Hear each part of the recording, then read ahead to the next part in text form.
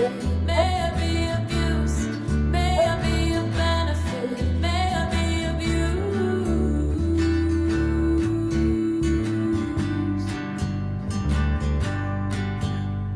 Compassionate action has no limit, like the smoke dancing in the wind, not caught or bound by anything, moving freely in the stillness of peace. I wish your mind's a state of unremitted ease. I wish your mind's a state of unremitted ease. Like the smoke dancing in the wind, not caught or bound by anything, moving freely.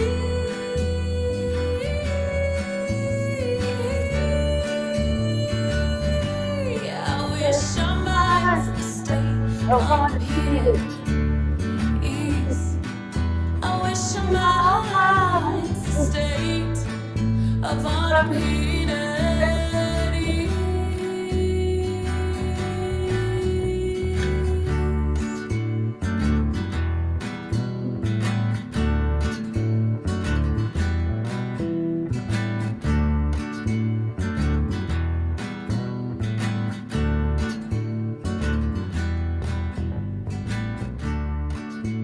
I'm sorry. I'm so sorry.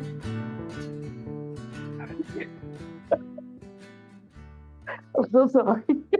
Why are you sorry? Why are you sorry? Because I'm supposed to be dignified.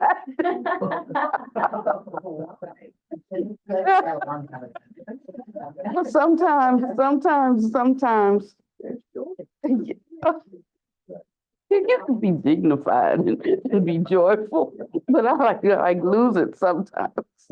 That isn't choose joy. That isn't choose joy over being dignified. That's the definition of dignified. Well, if you look at your master, you'll know dignity.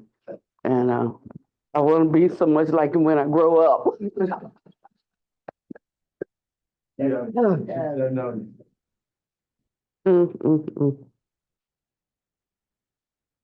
Oh, sorry.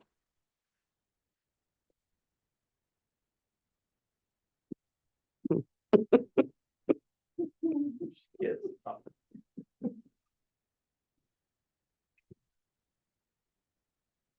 Never seen anybody being joyful, being sorry. Yeah, we're getting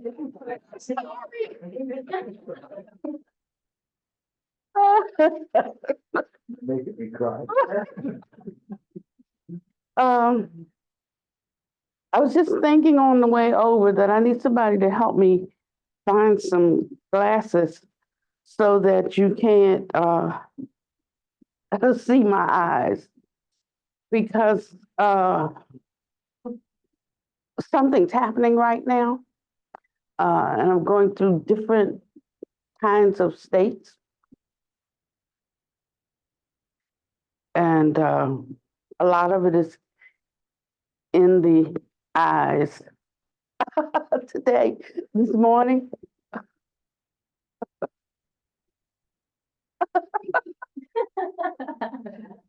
almost slipped away completely.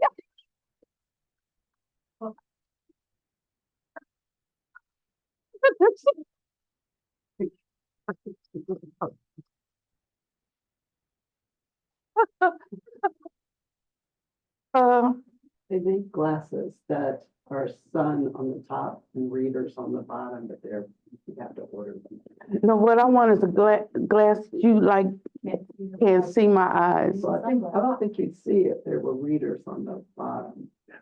What you need to do is get colored contacts. You Oh, can see through the contacts, but they can't see your eyes. oh, is that right? Putting something on my eyeballs. They're already a mess. Okay, so I had to catch myself this morning. I was like slipping away. Mm.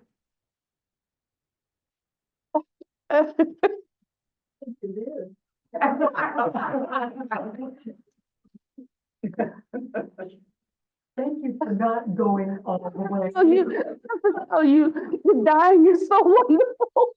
That's all I can say. Don't worry about how some things look on the outside. Oh, wow. So I won't tell the story today.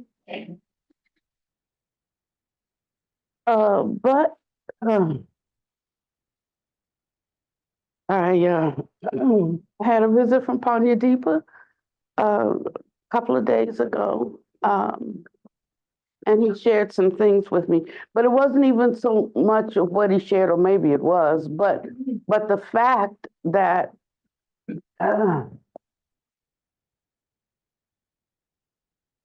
that he showed me something that I could only believe it if.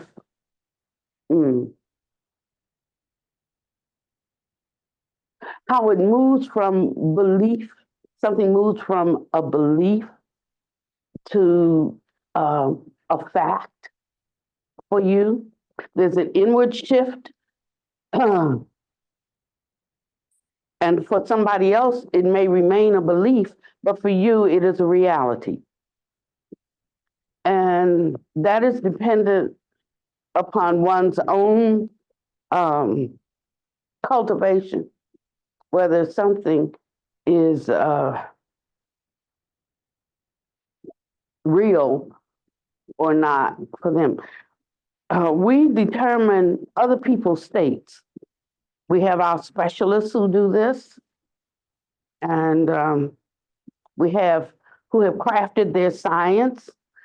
And I'm not denigrating science. I'm just simply saying there's something beyond the human logic that is knowable. And once a person enters that state of knowing, it really doesn't matter. Doesn't really matter what someone says things are, no matter how much of an expert they are.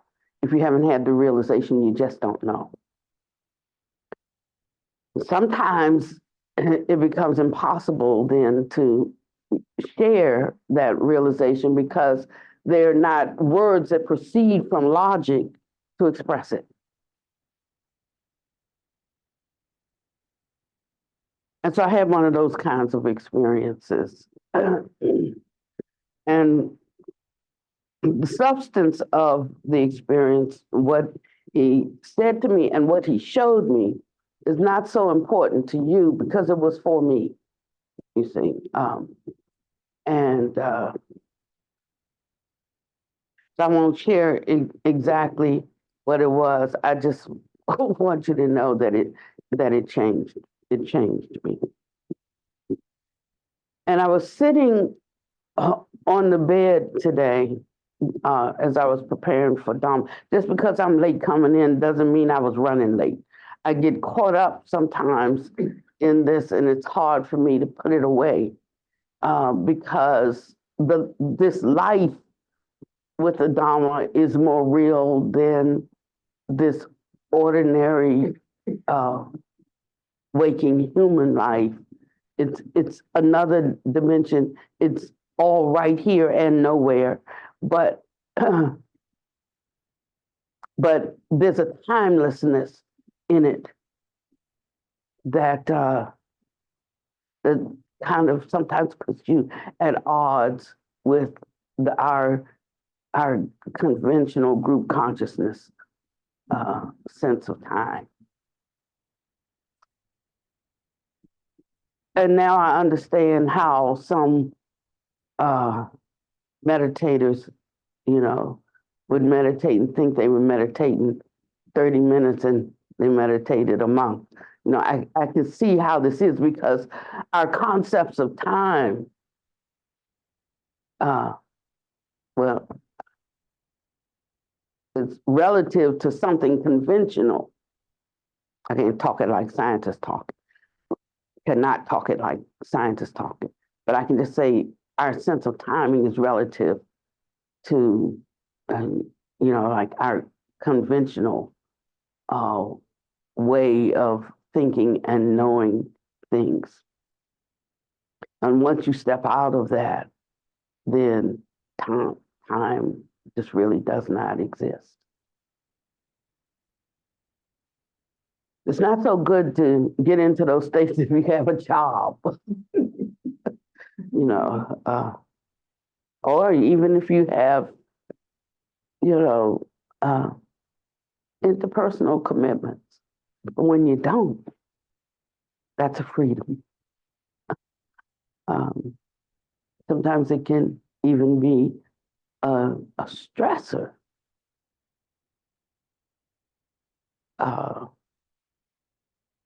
For just a couple of times that I give a Dharma talk and have to be somewhere at a certain time because it's getting hard to commit to.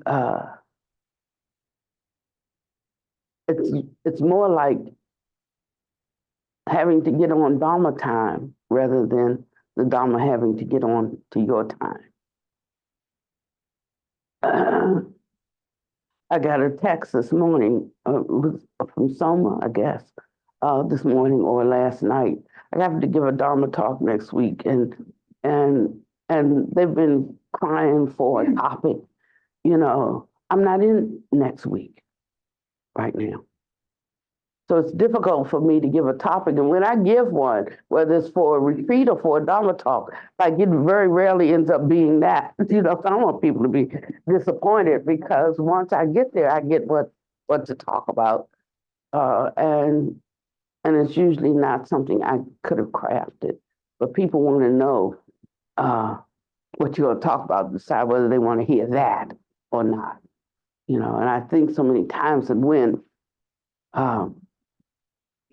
the Buddha went somewhere and he gave a talk, he never sent an advertisement about what he's going to talk about. And people just had to come and see, come and hear. Because he wasn't going to waste his time just talking about something, but talking about something specifically designed because the karmic timing was right to cut through some barrier or cut through some ignorance. And the more you move towards those spaces of being fully available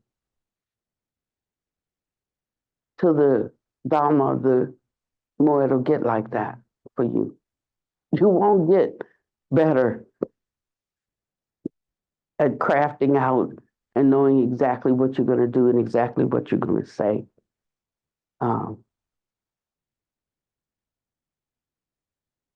That becomes not important. But what is important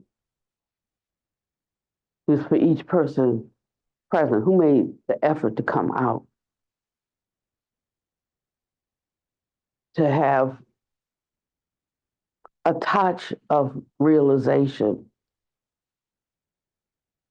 that is suitable for them, that answers their question. Of course, it then poses more questions, which is as it should be, until we reach the path of no more learning.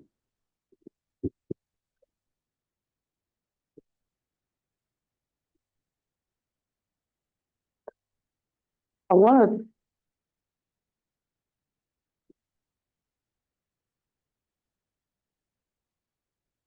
after plenty of deeper uh, well, I think I'll start here. I want to give you a little bit of background. Um,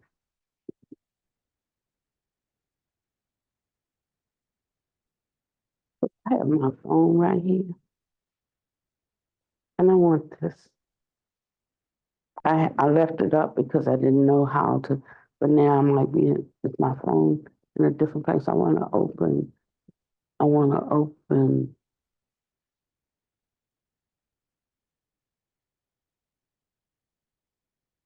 Thank you.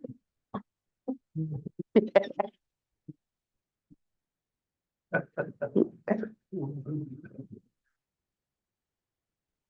want to talk a little bit about the practice that we're in, because we can fish all in several lakes.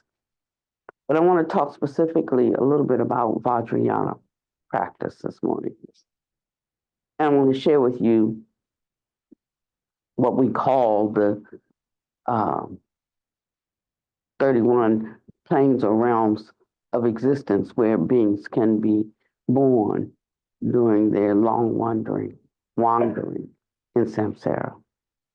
Then I'm going to read what Buddha Master says in expounding the absolute truth through the Heart Sutra. I'm going to read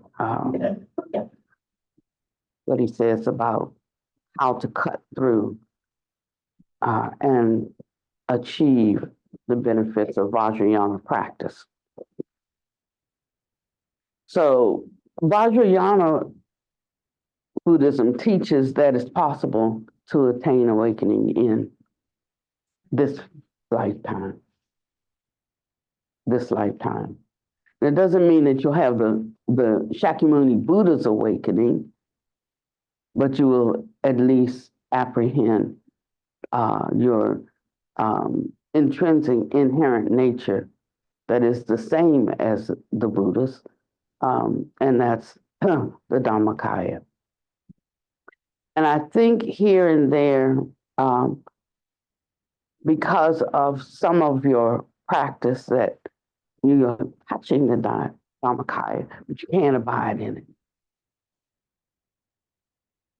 And many times we enter into that space through a meditation practice where we get a glimpse of something, a glimpse of the nothingness of everything, the emptiness of it, and that's what spurs us on in our inquiry.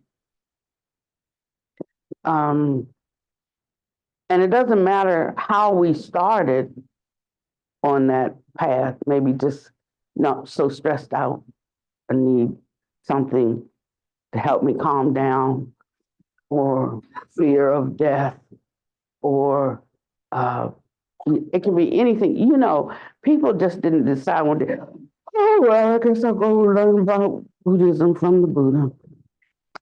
That's not how they ended up going there. Mostly they went there because of adversity in their life. It wasn't like a pastime. It wasn't an elite, activity of the upper class. It wasn't like that. They were attracted because of their suffering. And that's why he approached it in that way.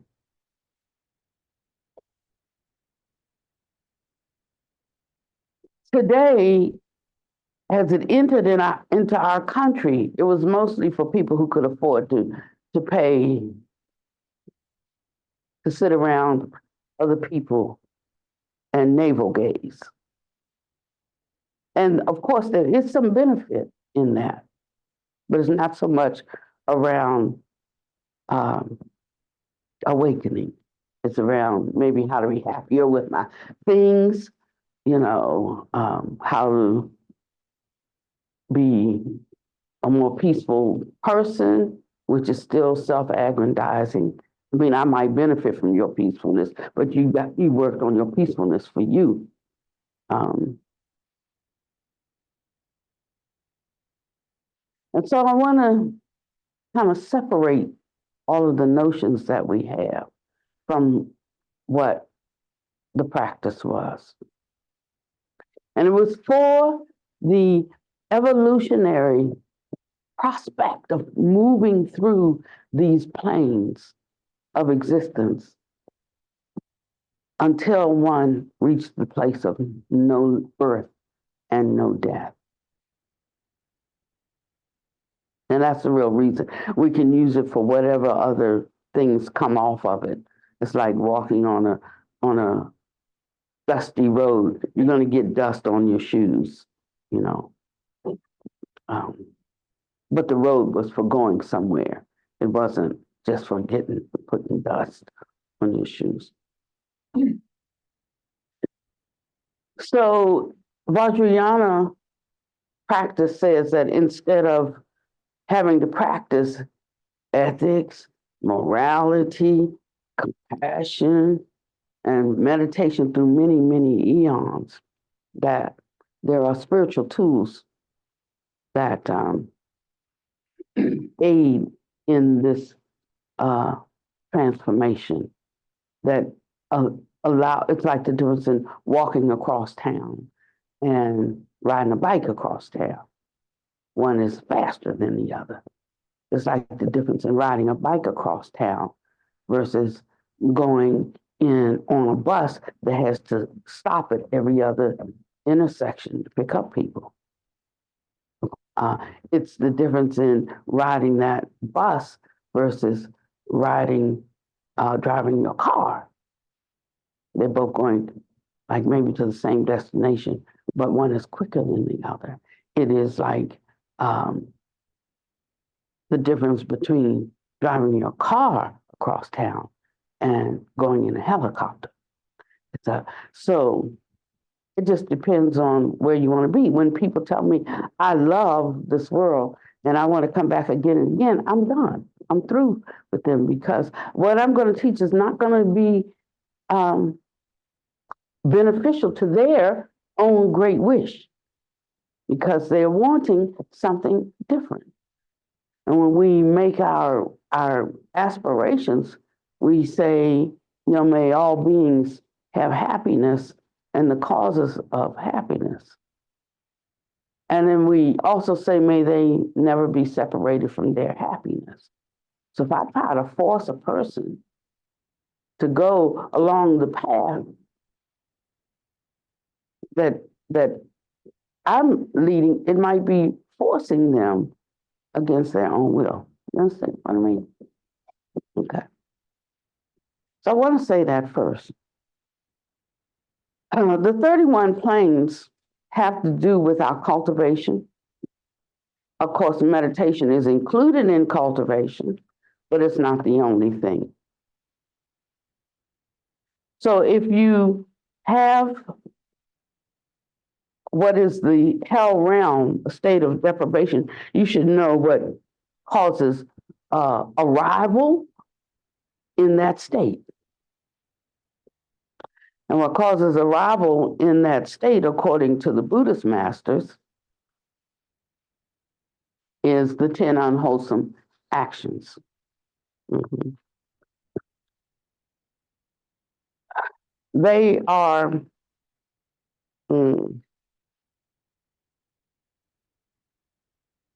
it's basically people who are, or beings, but I'll speak of people since we're people, but there are many different classifications of beings, but they can have the same qualities and characteristics.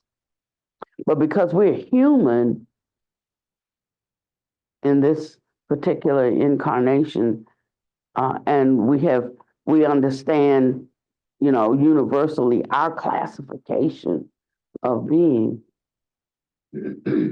I'll just say it's like people who are engaged in relentless conflict with others.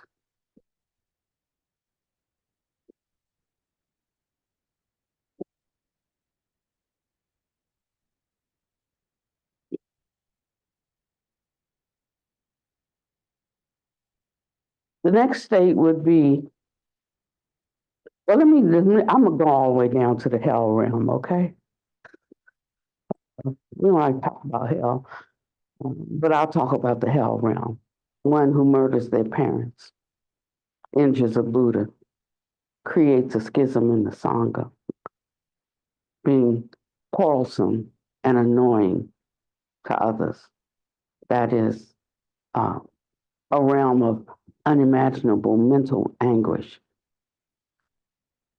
And this shouldn't be confused with the hell found in other religions, like, say, in Christianity, because one's time here is not eternal. It's limited. There is the cause and there is the fruit of the cause. The cause and the fruit arise at the same time. At the time I am committing or creating the cause, the fruit is inherent. It's wrapped up. It's within the cause. Now, it bears itself, it comes to fruition maybe at a different time, but it co-arises with the action. Okay. The next realm would be the animal realm, and this includes all non-human forms of life, animals, insects, fish, birds, worms, so forth,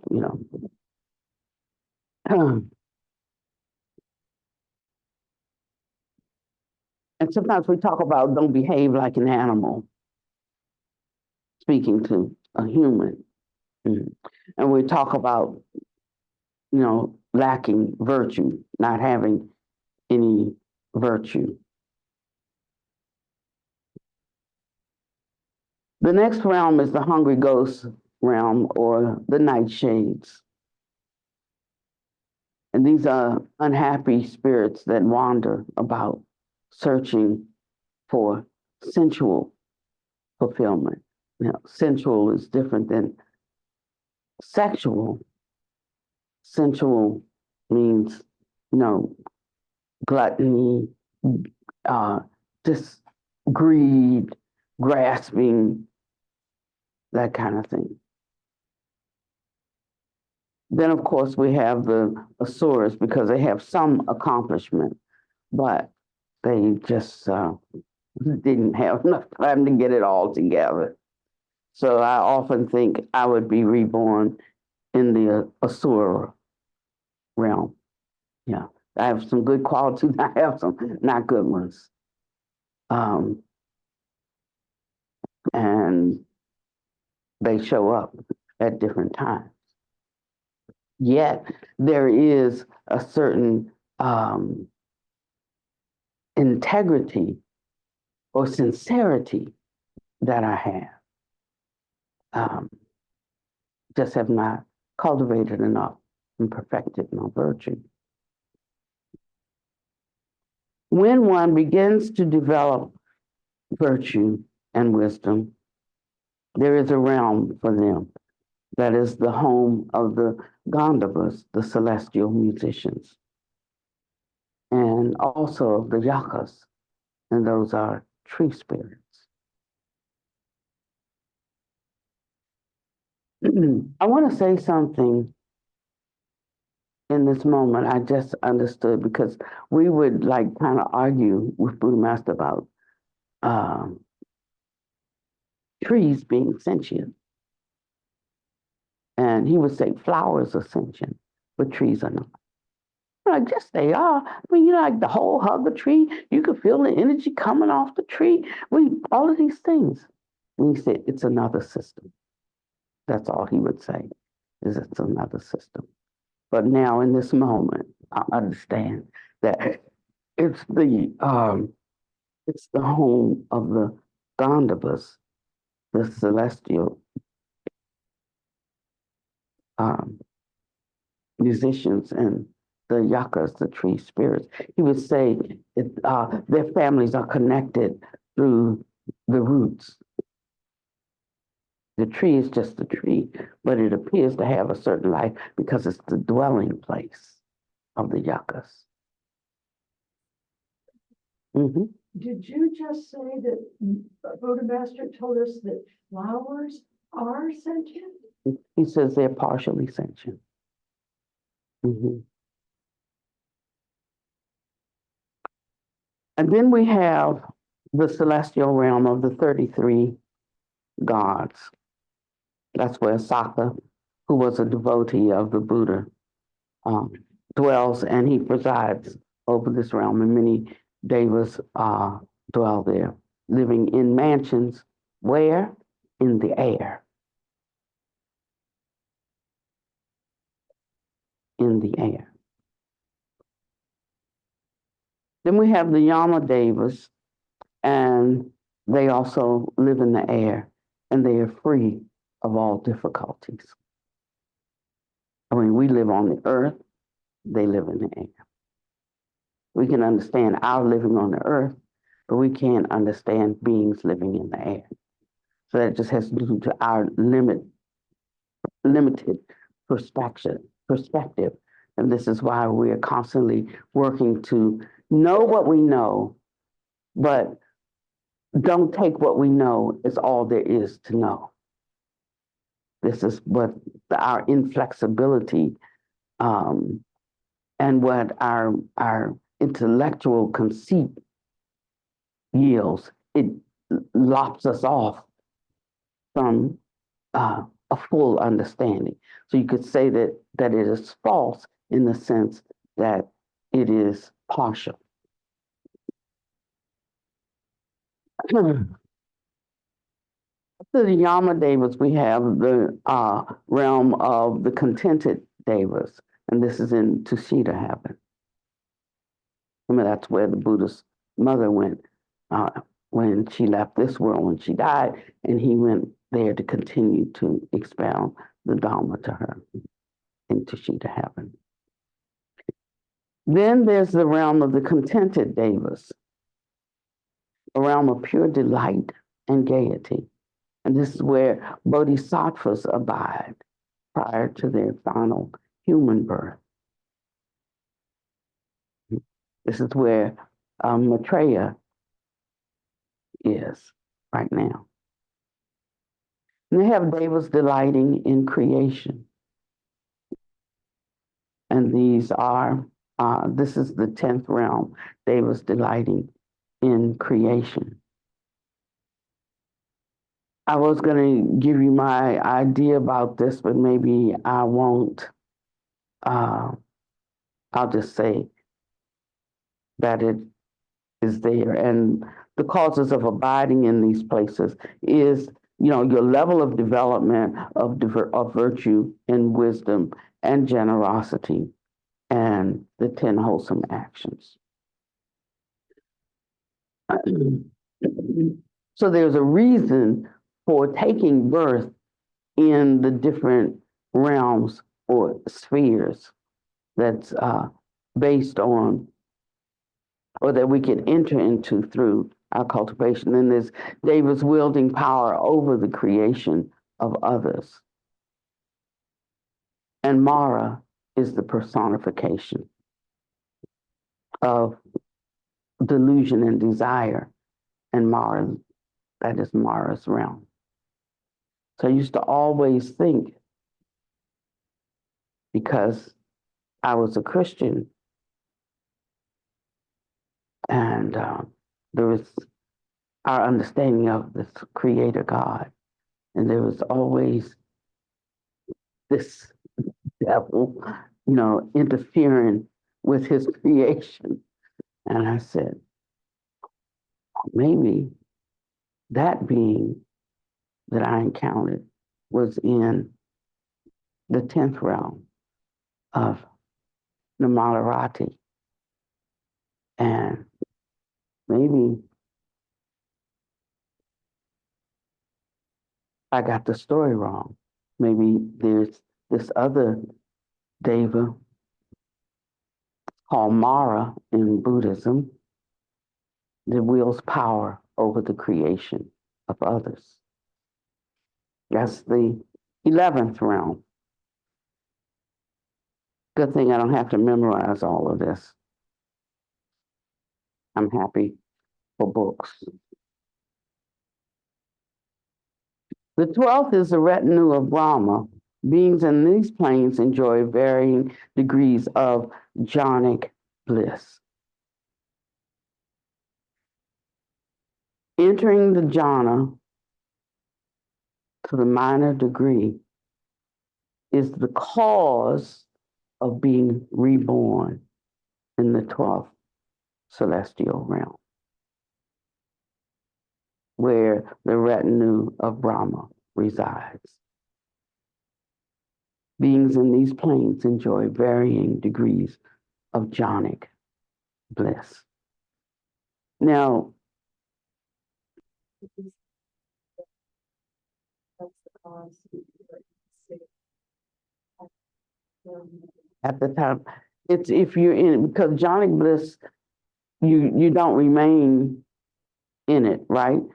You through meditation you can enter it, but you don't remain. You come out. You go in, you come out. Um, yeah. You can't hold it. It's not a sustained. Okay, that's first jhana. You're touching it, tapping. You're experiencing, but you can't hold it. You just keep coming back to your ordinary mind, right? So this is how you can know, like where you are.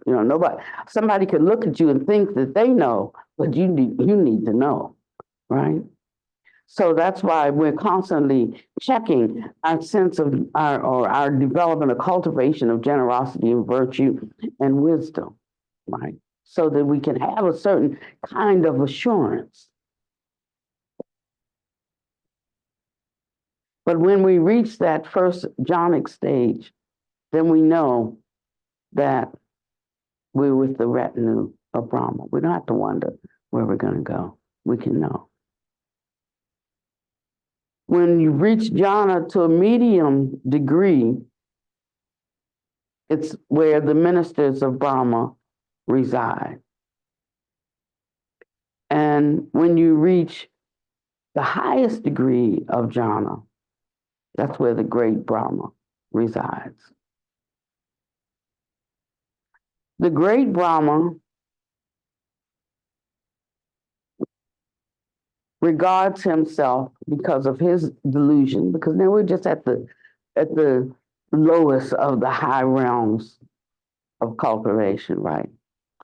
And the great Brahma is a deity whose delusion leads him to regard himself as all-powerful, all-seeing creator of the universe.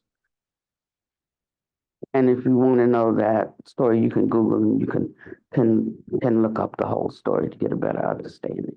Because this is not where I want to dwell. It's where I just want to lay a little bit of a foundation.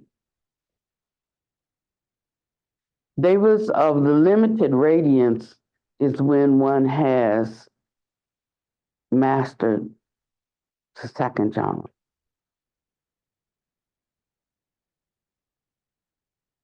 To a minor degree, devas of unbounded radiance is another plane of existence when one has mastered the second jhana to a medium degree. And to a high degree, it would be devas of limited glory. Also, I'm getting excited now because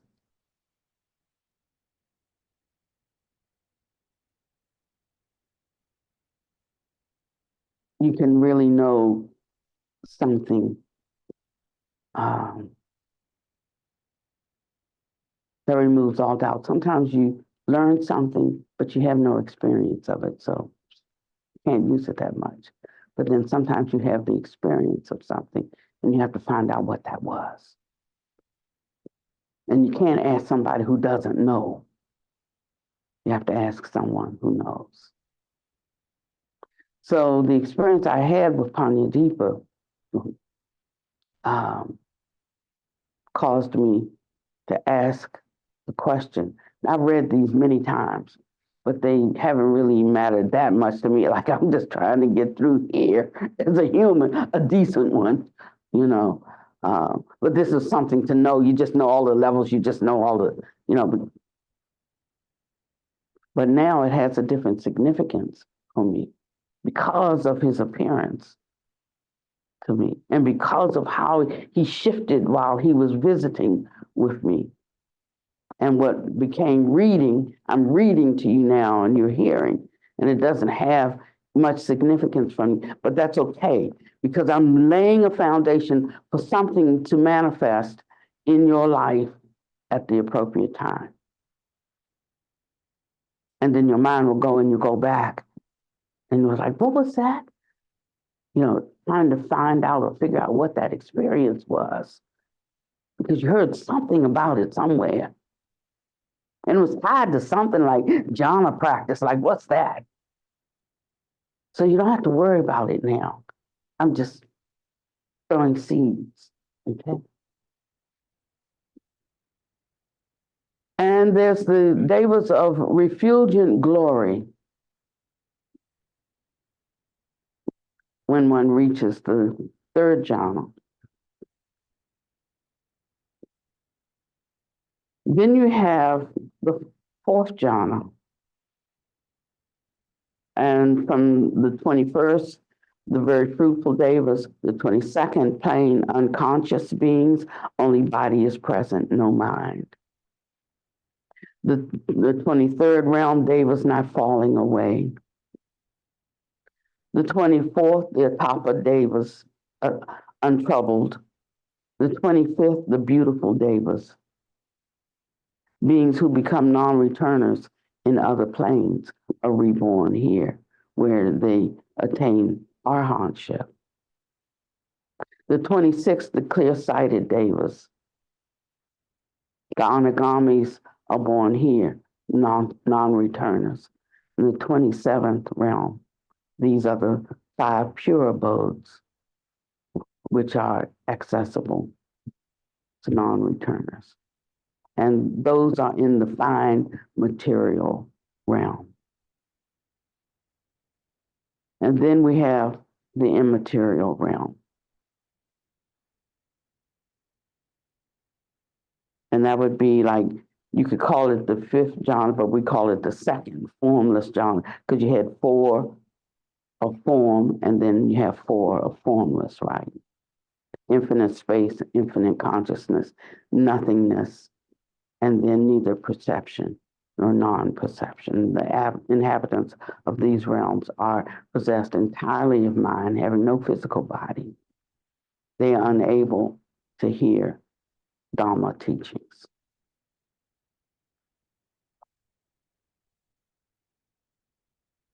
Those are the 31 planes. All in samsara. All in samsara. If you're in that last one, you can't hear Dharma, you're just gonna wait for the karma to expire to see what's next. That's right. Just stop. That's right. So there is a hack to this. Yes. But at the same time, based on what Joe said, would that also be the time when all of your karmic fruit would bear at the same point? Like, I understand what he's saying, but on the antithesis of that, would that also be when all fruits of your karma also? Nope. Nope. Because you have to go back and the fruit has to come to fruition. So that means you'll just topple down to one of these other planes. That's how we keep getting locked into samsara, around and around and around. So there is this other, because every time you know, when your fruit is harvesting, I mean, like you're creating other karma, you know. Every minute you're doing something, every second. And so it's almost like inescapable. But there is a way of escape.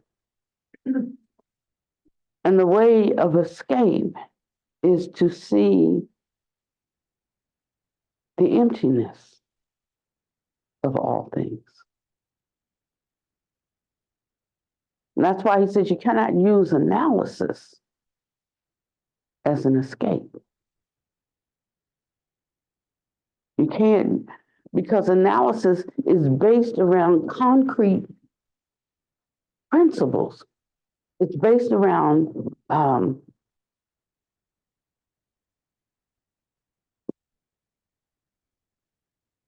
to understand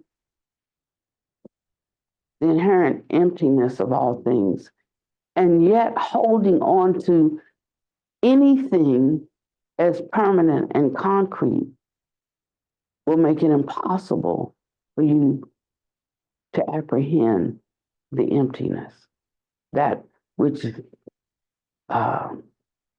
causes these rounds in samsara. Now listen to me carefully.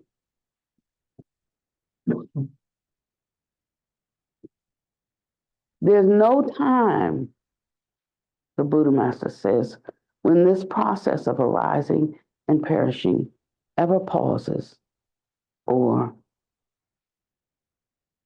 stops.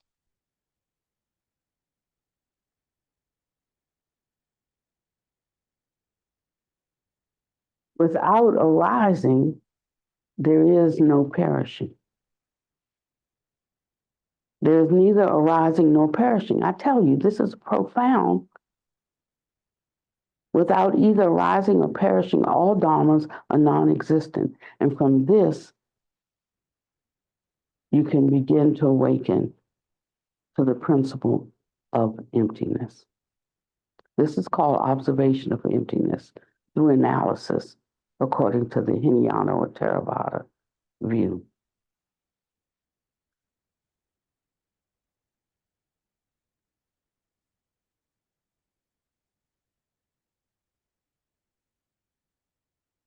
Arising and perishing occur in an instant.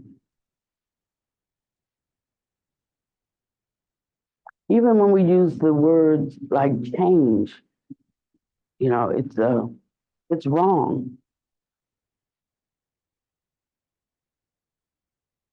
We talk about things changing constantly, but everything changes myriad times, just in an instant. Like I say, I'm changing. I'm not like how I used to be. But I'm not like how I was 5 minutes ago. And I'm not like what I was 1 minute ago. Probably 1,000 cells died already since the last minute. You don't see this change, but this change is constantly taking place. There is nothing permanent, fixed, solid in any kind of way. And yet we go through our life as if everything is pretty much permanent, solid, and fixed. But it's changing faster than I can snap my fingers. Everything is changing. And if we could see this, then that quickly we could shift out of our notions of sorrow and conflict, of sadness and grief, of even the weight of attachments and joys. And then one enters into a kind of state that we just simply call bliss. That has nothing to do with anything that is happening out here at all. And in the twinkling of an eye, there can be the movement. I mean, and that person inherits a new world. Disappeared, gone. But because we're so attached to the world as we see it and know it and kind of understand it, we are stuck. In that way, you could think of old age and sickness and death as a blessing, you know, because at least it gets you to move from this and get a different experience. But yet we cling so tightly to this as if this is all it is, and by hook or by crook, I'm going to cling to it. And we're clinging to our attachment or views is actually what the clinging is. And we're clinging actually to our sufferings. And so the Theravadins, or the Hinayana view, is the emptiness of personhood. So I start sitting and navel gazing until things settle down. All of the stuff coming at me begins to quiet down, and I'm like, oh yeah, this is the way, this is the way. And I get quieter and quieter. Then I just drop into a hole and there's nothing there. And when I come out of it, like Eureka, I touched the emptiness. But actually, we just dulled out. And so we may have touched partly the emptiness of self, but not the emptiness of all phenomena. And so it's still a false kind of emptiness. And this is the phenomena of the Dhamma ending age. Now I'm going to discuss the second observation of emptiness that Vajrayanas seek to realize and actualize consciously into every moment. And it's called the diamond vehicle, by the way. And it's called the diamond vehicle because, like diamond can cut glass. So it's the vehicle that cuts through ignorance. And its underlying premise is that whatever we come from, that's our ultimate return. And that is the awakened nature. And because we've been such a long time in the rounds of samsara, we are covered over and obscured by this ignorance. And we can't see our original nature. Okay. And the Mahayana view is that self, and now I'm reading from Buddha Master. This is not Pannavati talking or paraphrasing. So listen carefully. You don't have to listen to much I say, but I think you should listen carefully to this.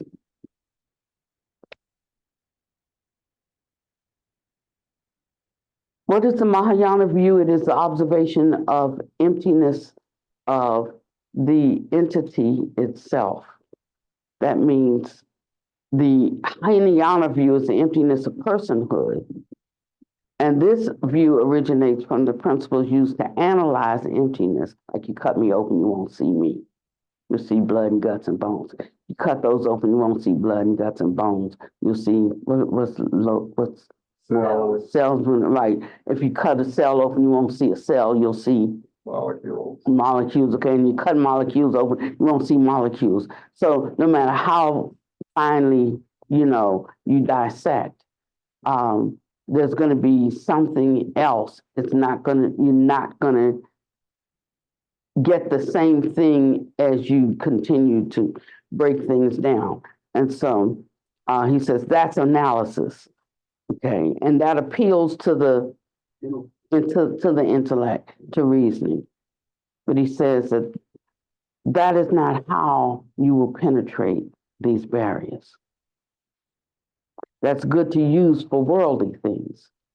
But to penetrate these barriers of existence, you need the truth of emptiness relating to the five aggregates and all the dhammas and the illusory things produced from conditions. Okay, so we already know about the five aggregates, right? What's the five aggregates? Form, feeling, perception, consciousness. And thoughts, right? Okay, those are the five. So I'm not going to talk about those. This truth of emptiness directly complements and enriches the truth about the five aggregates and all the dhammas. The 10 illusory things produced from conditions are illusions, mirages, dreams, shadows or reflections, mirage cities, echoes, the moon reflected in water, floating bubbles, sky flowers, and the fire wheel made from revolving a flare. I will now explain them in simple and explicit ways so that you can understand them. How does one observe and contemplate things as being like an illusion? This is how one should observe them. One should say to oneself, all conditioned phenomena is like a dream, an illusion, a bubble, a shadow, a dew, like lightning. This is how. It is just such a principle. An illusion is a type of false or unreal appearance. An illusion can be in the form of flying in the sky, concealing one's physical body to become invisible, changing any conditioned phenomena composed of earth, water, fire, and wind, a strange sound or peculiar fragrance, touching the soil and turning it into gold, silver, white jade, or other kinds of treasures, and even unusual phenomena, such as turning water into fire and vice versa, traversing upward, downward, and in the four directions without impediment, and traveling freely thousands of miles in an instant. The cause or origin of such phenomena cannot be determined by logic or reason.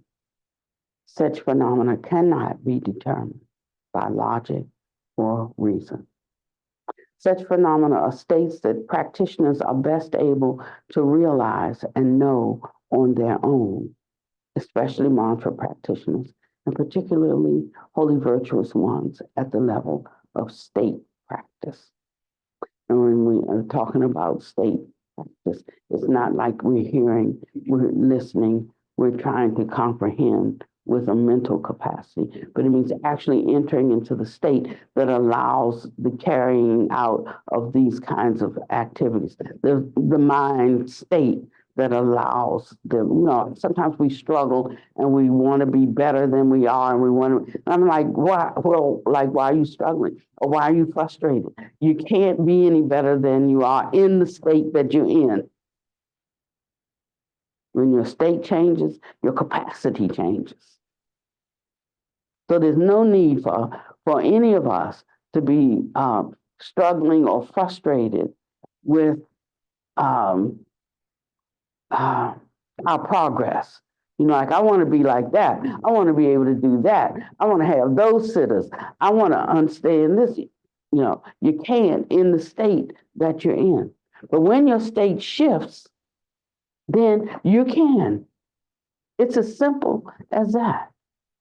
There's no need of trying and struggling to express some deep Dharma or get into some kind of supernatural state or supernatural power. You can't until you are actually elevated into that state.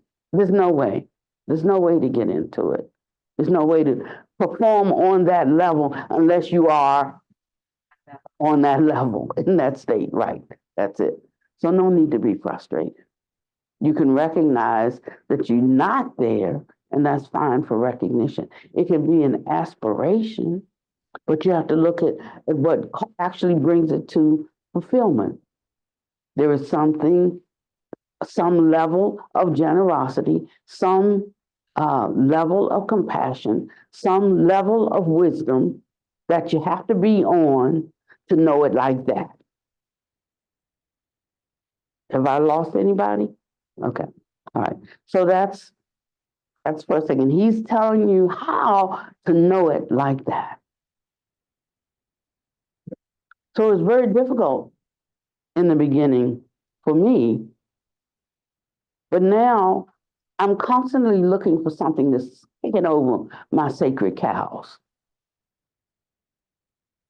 I'm constantly looking for something that's going to shift my understanding from what it was yesterday, last month, last year, 5 years ago, 10 years ago. Because I don't want to stay in that state. I can't say I want to progress to a higher state and I'm doing everything I am to cling to the state that I'm in. Why? Because it's familiar. I know that one. I feel comfortable right here. I know the beings on this plane. I know, I I have an attachment to it, a grasping after, a clinging around it because it's familiar. I'm happy. I'm content here, maybe. Maybe I have some kind of realization that makes me feel in the whole scheme of things, okay, or compared to other people in better shape than them, or whatever.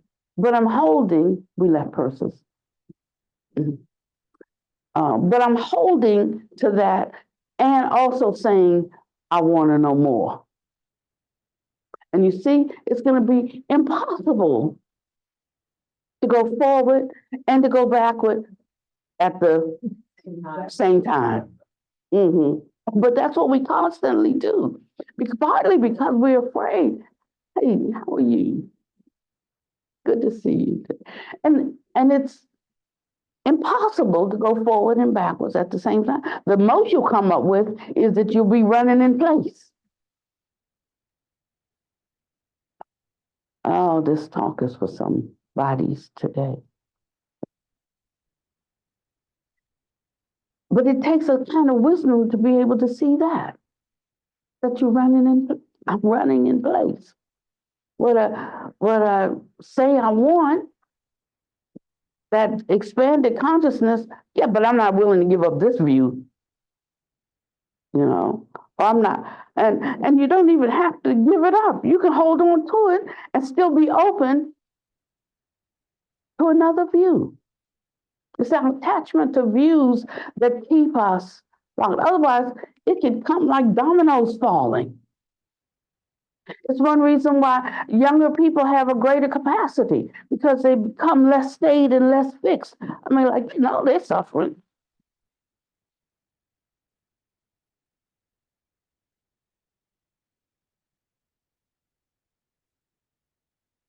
So he's talking about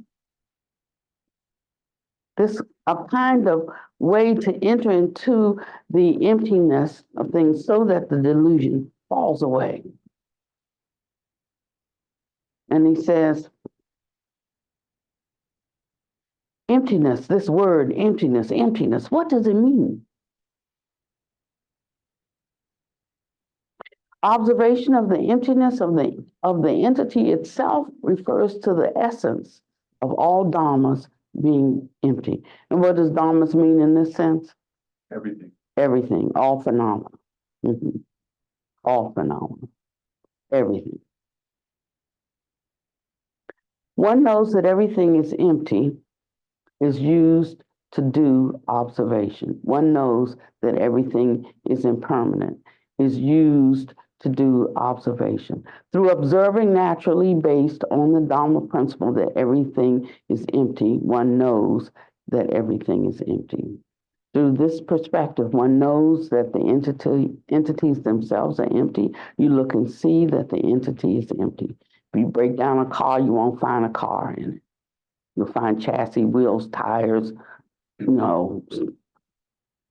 and if you break any of those things down, you won't find those things in it. You find plastic and metal and something. And if you break down plastic and metal, you won't find plastic and metal in it. You'll find whatever makes plastic and what constitutes metal. And you can so there's nothing that can be broken down, and you find inherently that existing throughout its whole composition and decomposition. So now we can reason that out and know that that's true, But when we're walking through life, we walk through life as if that's not true, as if things are permanent, right? Don't we? We walk through life. And so we are running in place. So he says no analysis is needed.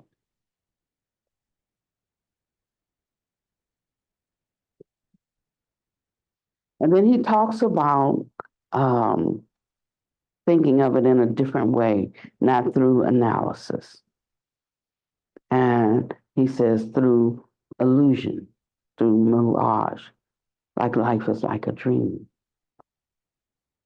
When we go to sleep, we think we dream. We wake up and we're in real life. But our real life, if you use analysis, shows you that it's not as real as we think. That it's also like a waking dream or shadow or reflection or like an echo or the moon reflected on the lake. You look and you see the moon right there, but it is not the moon there. This is a way to think about life that will cause us to loosen our attachments to things.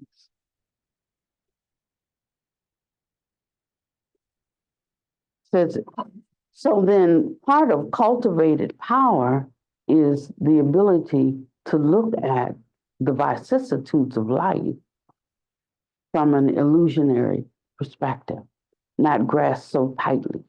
The thing that's causing you to be upset right now, like making you angry right now, in 5 minutes, it won't. Or in a day, it won't. Or in a year, it won't. So it is illusory. It arises, it abides, and it leaves. If you start looking at life that way, when somebody comes into your life, you can enjoy them, but you won't be overexcited because you understand the illusory nature of everything. So they can come into your life and you can enjoy them when they're in your life, and they can go out in your life. Depending on how well you've cultivated yourself, you can release them. You can have things come into your life and enjoy them while they're in your life. And when they go, you can be okay with them leaving. This is not fake and this is not jive. I mean, you either really feel that way or you don't. But if you begin to look at life as an illusion, as a bubble, as a dream, then you can endure the vicissitudes of life. Praise and blame, loss and gain, pleasure and pain, fame and shame. You can endure all of it, including sickness, aging, and death. And once one has attained that state, it is impossible to not see it. It is impossible to not abide in it.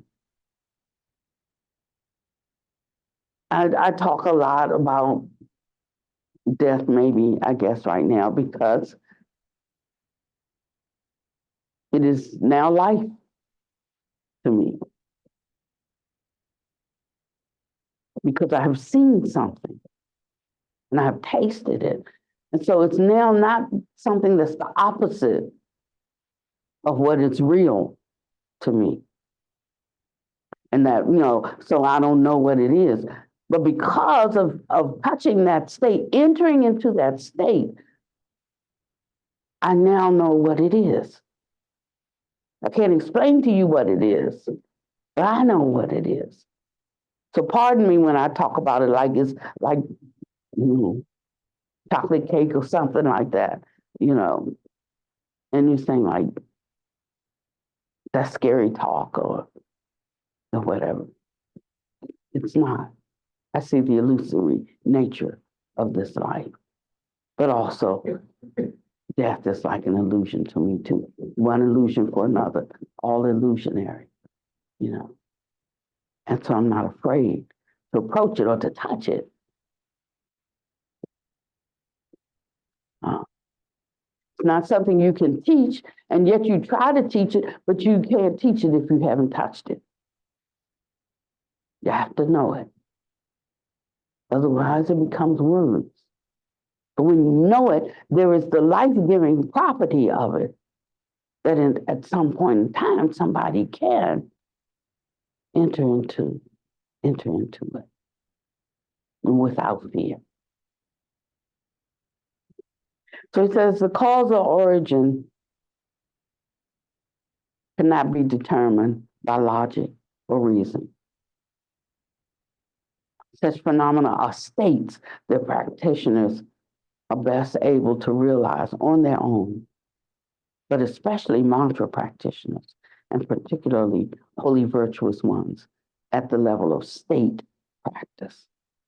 Such phenomena are certainly not within the logic or the reason known by worldly people.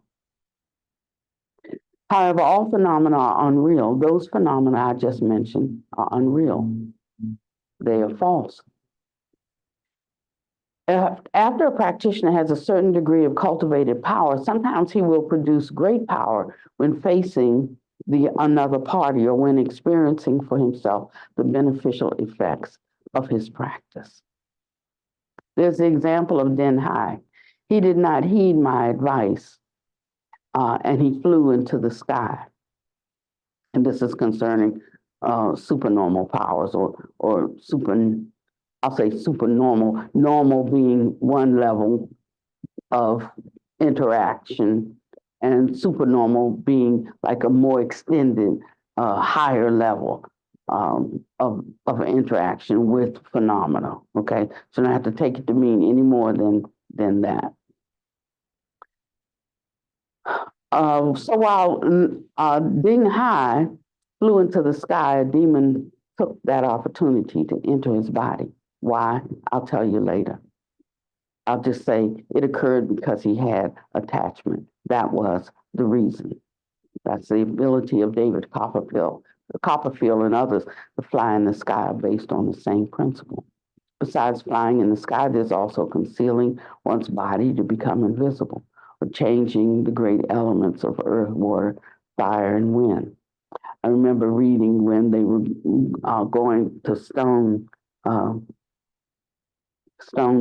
Jesus, and he's going along with the group and all of that, and then they get to the place that they're going to destroy this mnemonic Haya, this body that he had that he was using to interface with people in this world, on the human plane. He says, well, I can't allow that because I haven't finished the work that I came here to do. And he just made himself invisible and walked right through the middle of it.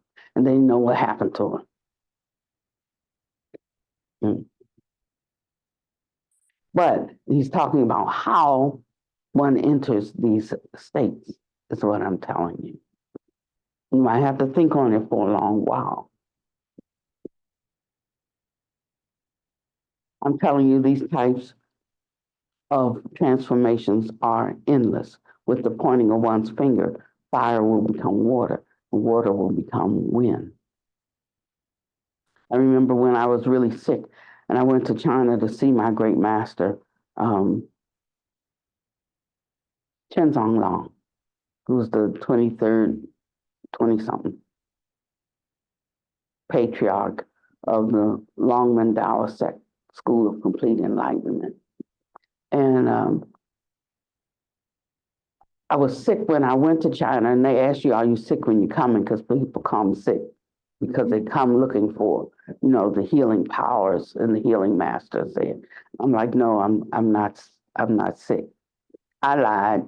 I said, no, I'm not sick. And I actually came to also take a test in the Beijing hospital because I was in Chinese medicine at that time. And when I went there to do practicum in the hospital, they said, we can't let you, they took one look at me and said, we can't let you work on patients because you're sick. They said, now if you stay for 6 weeks, we can get you well. It's nothing for us over here. But my visa didn't allow for me to stay for 6 weeks. I was only staying for 2 weeks. I said, that's all right, I'm going to see my great master. He'll take care of me. Okay. And so we did. And I told the story about how we couldn't call him because he doesn't have a phone. We had to send up a signal in our mind. We send up our signal well enough. He gets the signal. He said he would meet us. So we flew over there hoping to meet him, based on send up the signal when you're here and I'll find you. I was like, if not, I got to go to China. So that's what I was saying. I didn't really, my master did believe it though. And, so I was with him. And so we're walking down the street and all of a sudden here comes great master walking down the street in Beijing. He lived up in the mountains. He was a breatharian. He didn't eat food. He just drank teas. His whole monastery, including the 10 children that they adopted, because they were training in something. I'm talking about this illusory nature of all things, seeing all things as an illusion, as a bubble, as a dream. Listen to me.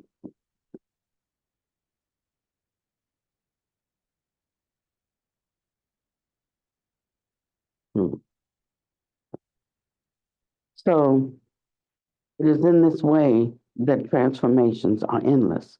The functions and usages of supernormal powers are thus generated. And they're generated for use, for usage, for use, for usage, for use. And everyone helps living beings according to the capacity that they have. So they're not generated and cannot be generated with the mind that wants them for the sake of powers. Or if they are, they're used in the wrong way, and there's a karma to pay for that. But for attainment, for usages, I'm talking about, to be able to help save living beings. For the one who's in the mind state of a bodhisattva.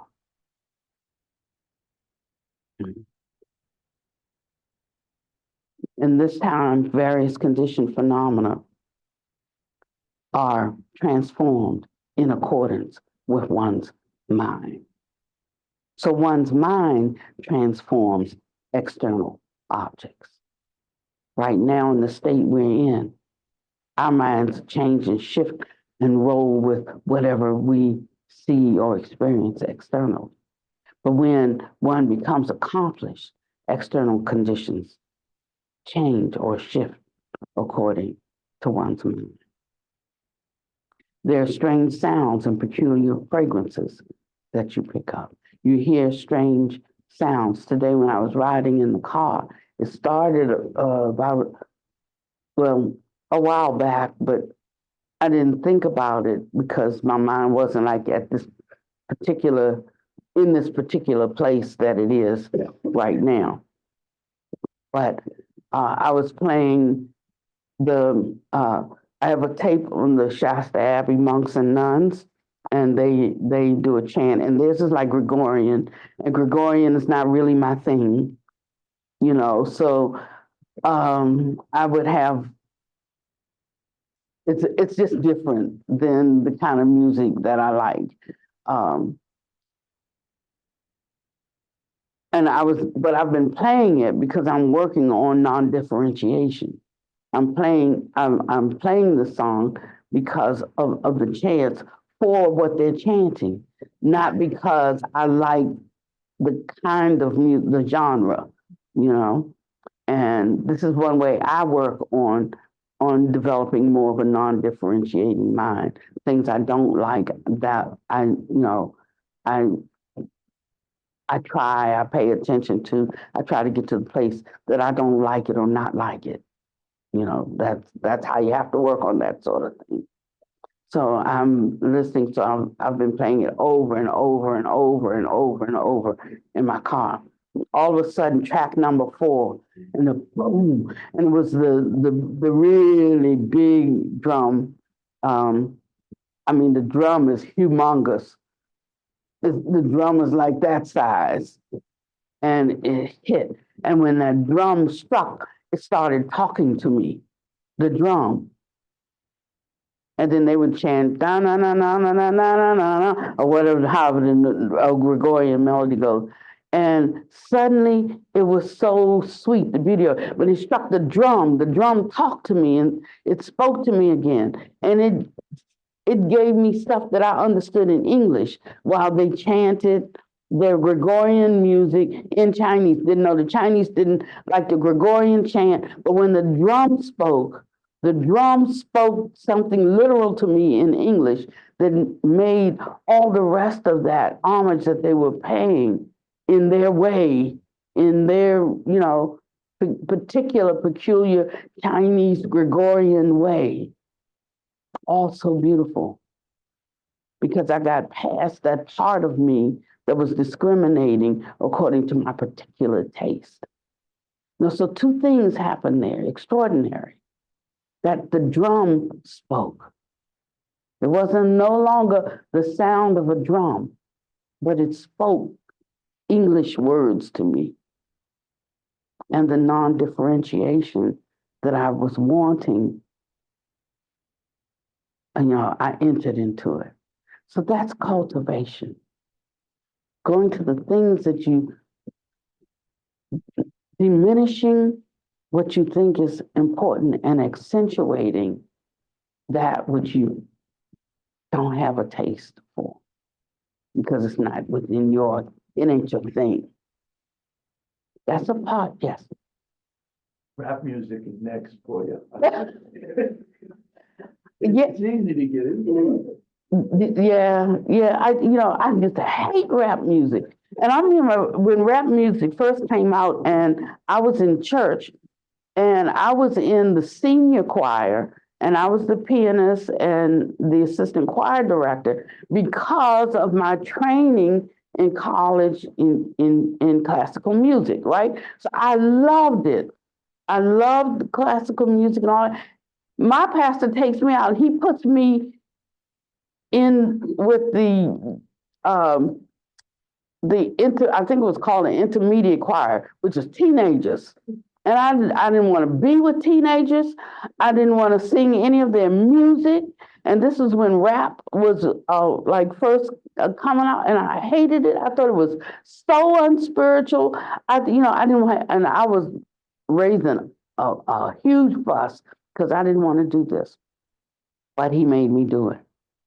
That was in those times, like there's some people, they're only going to do what they want to do. They can be good people, sweet people, and they can say, yes, you are my teacher, but they will not do what they don't want to do. They have their own idea, their own mind, and that's where the line is drawn. Well, my way is not that way. My way is a yielding to the teacher, or I leave them. Because that's why I'm there. To learn something. When I think they can't teach me anything, I leave them, go look for another one. It's as simple as that. And so I did it kicking and fussing, and then something, and part of it was rap. And don't you know, I fell in love with all of it. And I could separate the genre from images I have in my mind. And so I understand it. So that's why I got to the place I could get along with children so much that I opened up houses for children. Teenagers, they weren't children. That's different, whole different category, teenagers. Opened up houses for teenagers.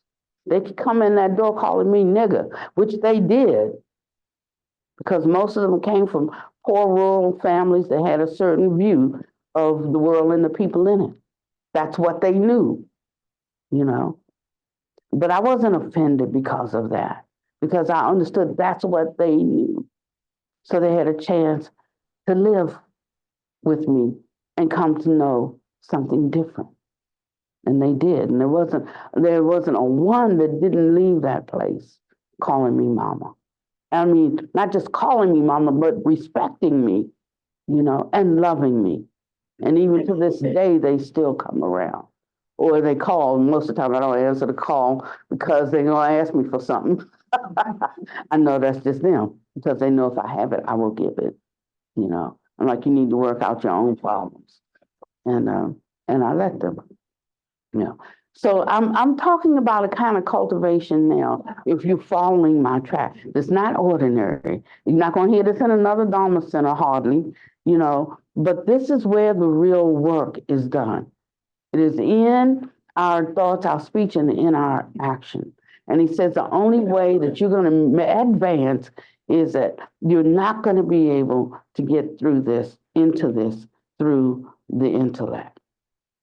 But if you will allow, these things will come to you and they will teach you something. One is that there are other ways to learn than through the intellect.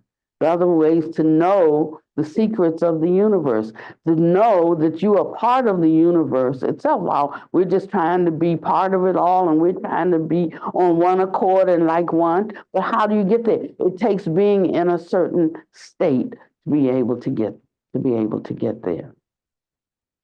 And so you'll find things happening. You'll hear strange sounds and peculiar fragrances. I could always tell when one of my masters was around because she had a certain fragrance. And I could always learn from her because when we weren't close, most of the time she stayed in, well, she called it Formosa. But what's Formosa now? Taiwan? Yeah. Most of the time she stayed in Formosa. But when she wanted to connect, she just stepped out. I had a picture this size, or maybe a little bit bigger. And she would just step out the picture and talk to me. And sometimes when I was thinking something that I shouldn't be thinking, I'd smell that fragrance. And smelling the fragrance meant that right now she was tapping into me and I didn't want her to see me doing this or thinking this, you know. Yeah, there's the ability to make contact with the solid and turn it into gold, silver, jade, or other kind of treasures. I ain't got that one. One picks up a handful of mud and blows and a mouthful of air into it, and it becomes a lump of gold, a piece of white jade, or some other treasure. There was a great yogi, a couple of our Sangha members that were his disciples before he died. He was constantly taking dirt and creating gems. You know. One has complete freedom. One can pass through walls. Not yet. One can pass through walls and so on. Says, but doing so is very dangerous. And then he told the story about one of his disciples. In a way I'm kidding, in a way I'm not.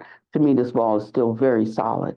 And I'm pretty sure that if I run into it, I'm gonna hurt myself, you know. So that's how the ways that I test how I am, what state I am entering. He says, our logic, our reason, and science cannot be used to conjecture about such phenomena because they are inexplicable. Such phenomena are states that practitioners are best able to realize and know on their own. They themselves realize these states. They themselves know that they have reached this level. The truth underlying such phenomena certainly is not known to worldly people. Ordinary people are simply unable to understand such phenomena. However, all phenomena are unreal. They are false, not real. So what does unreal and what does false mean? And partial.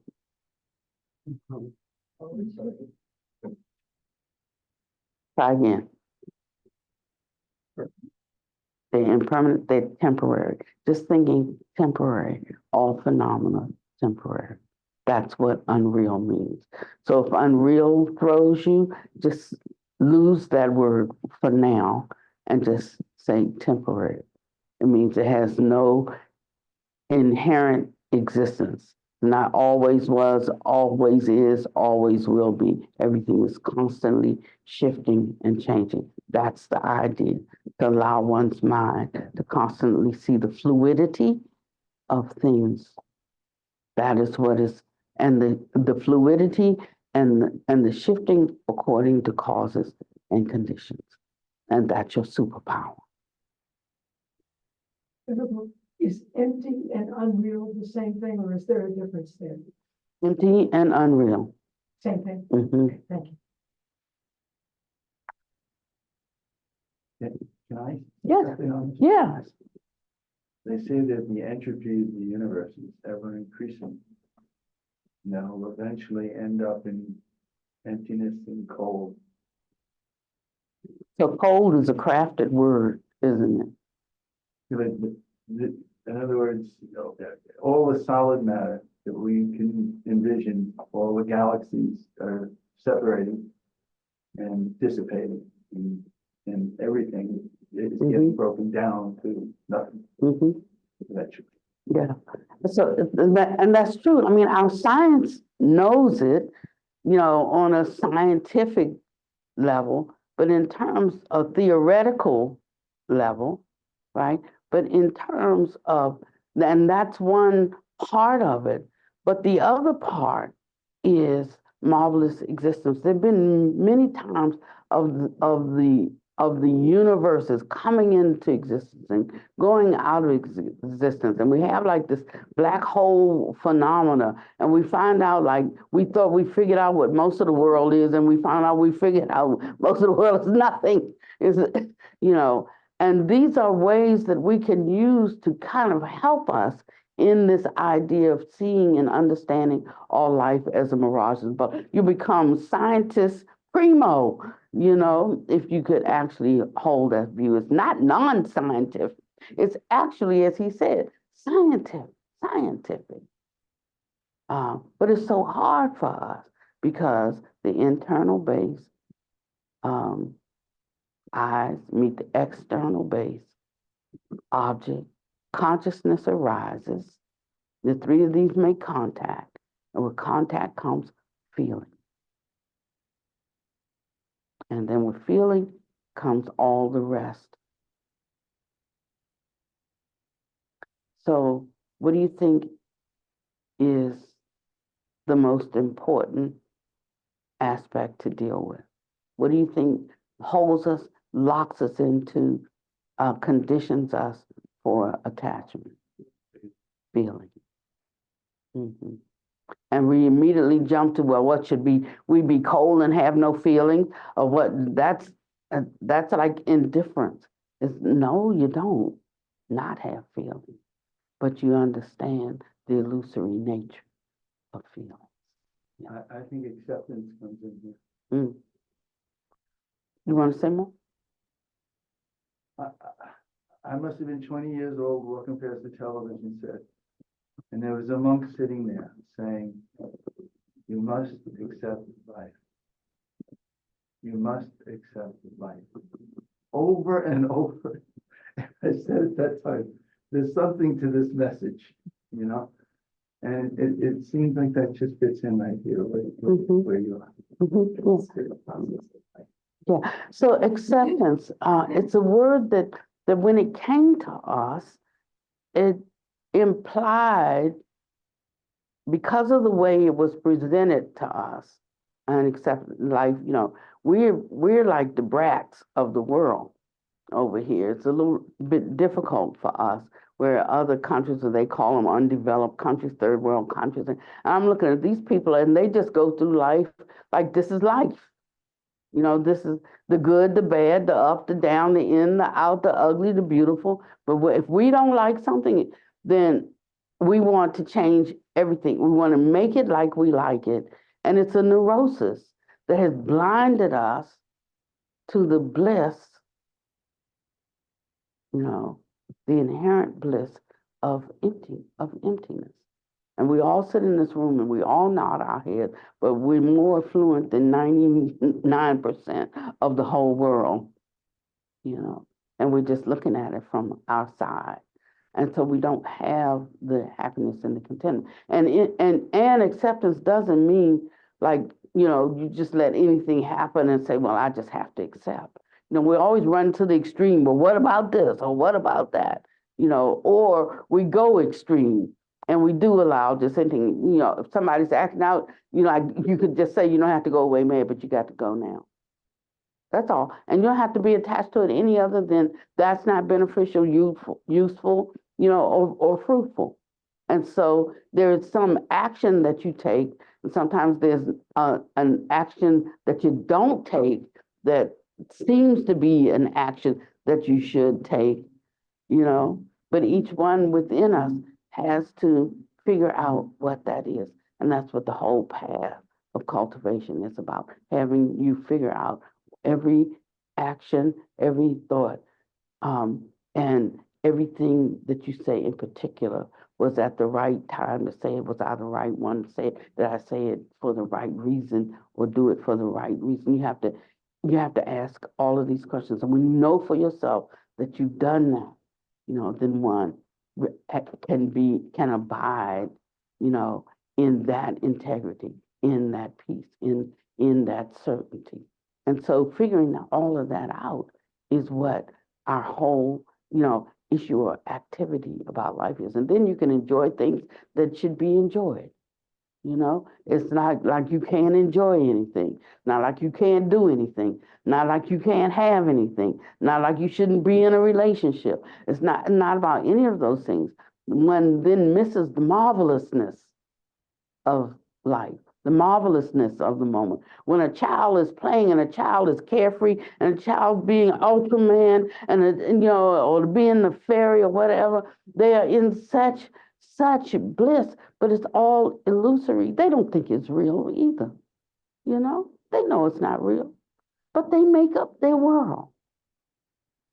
And he says that this is a quality that should not be lost.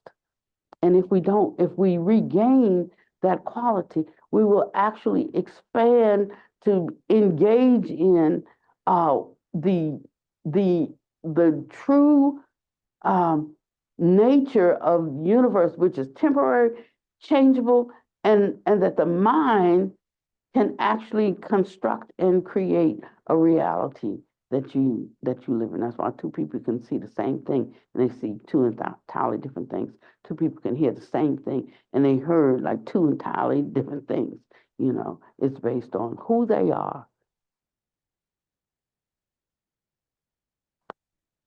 And so he says, you disciples must pay special attention at this point. The term mirage is a figure of speech.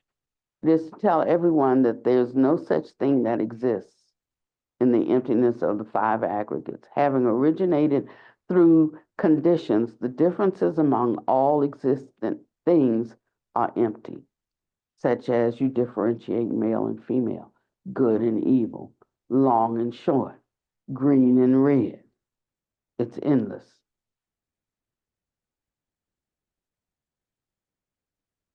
So all illusory phenomena is false. I reiterate that referring to something as false does not mean there is no such thing.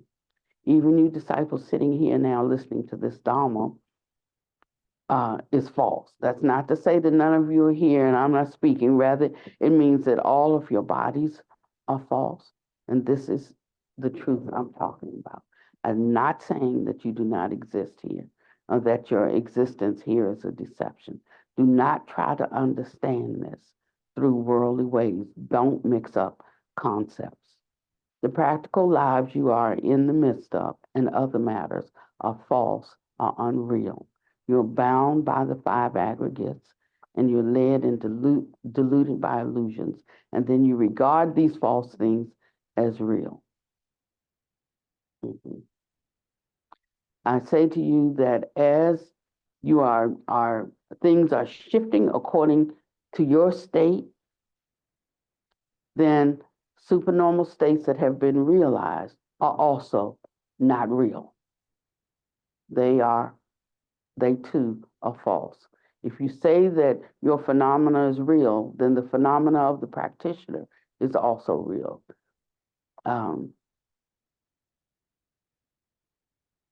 And then he talked about some other abilities that some of his disciples had. And he said, the ones that get in trouble, the ones who regard these phenomena as real.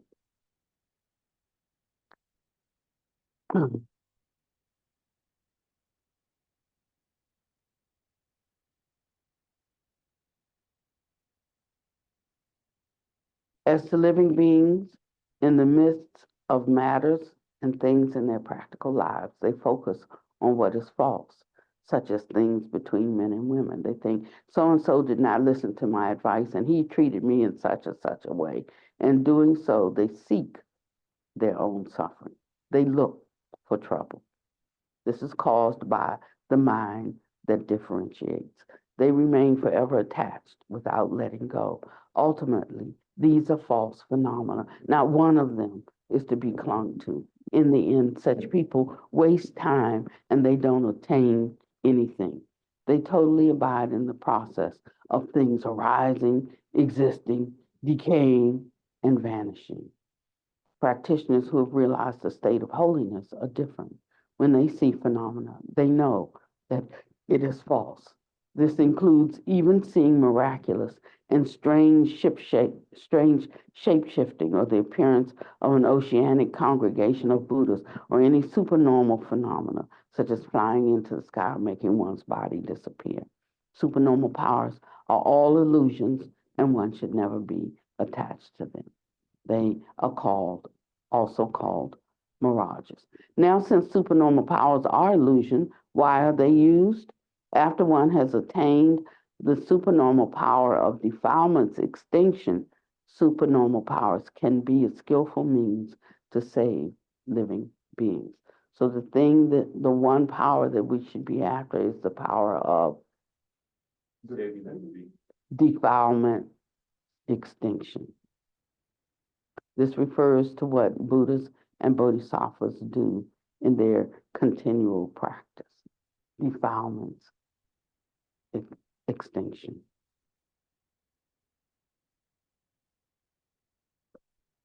And so, closing out, Pannadipa appeared.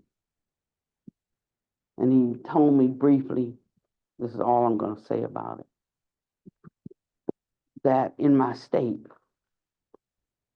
I could only see his dead body. I could only see the earth, air, fire, and water after it had separated from the consciousness. He said, but when you reach a different state, this is what you'll see. And then he transformed in front of my face. I just watched. And he said, keep studying and practicing. He did his, his Pannadipa thing. How's it going down?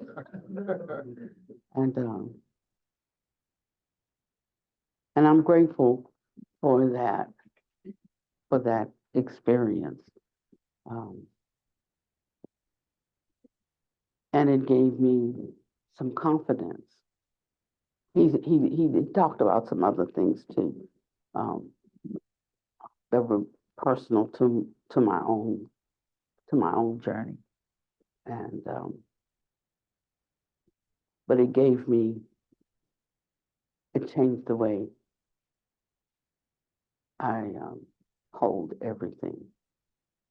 So you reach up to a floor, and you get on that floor, and then all that floor leads to is another rung of ladders. And so I'm at the bottom of another rung of ladders. That's all. But I just wanted to share that with you. I know this was a kind of difficult talk today. I didn't even know how I was going to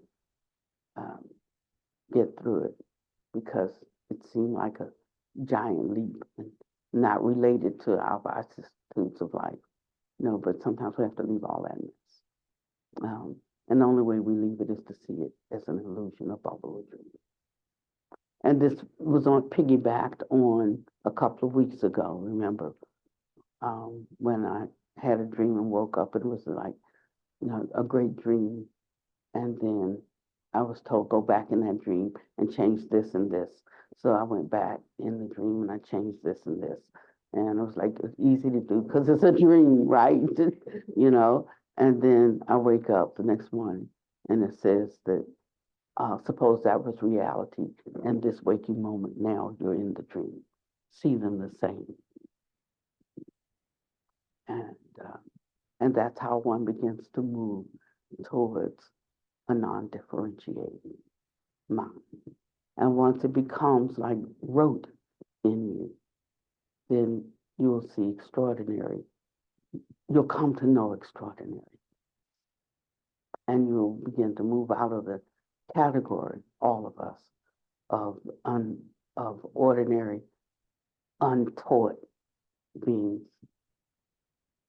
And then we begin our shift to changing lineage from ordinary humans to the lineage of the awakened ones. Thank you so much.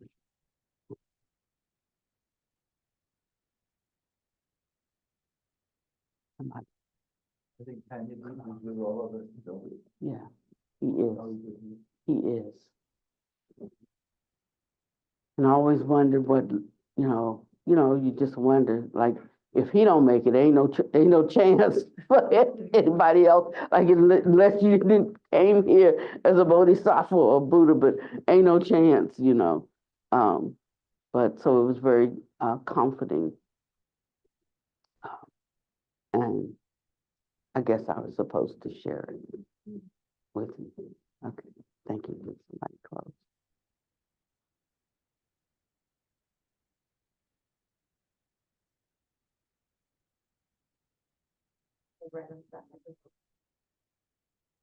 It's probably right there. It's up. May those in conflict abide in peace.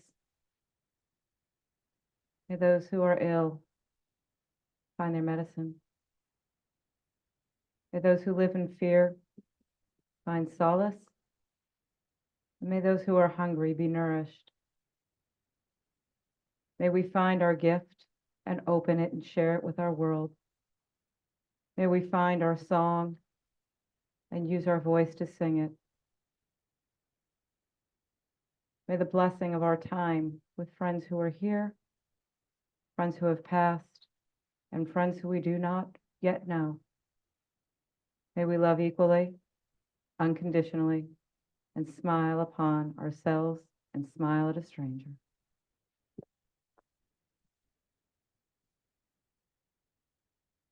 Thank you so much for coming. Good to see you. Good to see you all. Good to see you, my friend. Been a long time.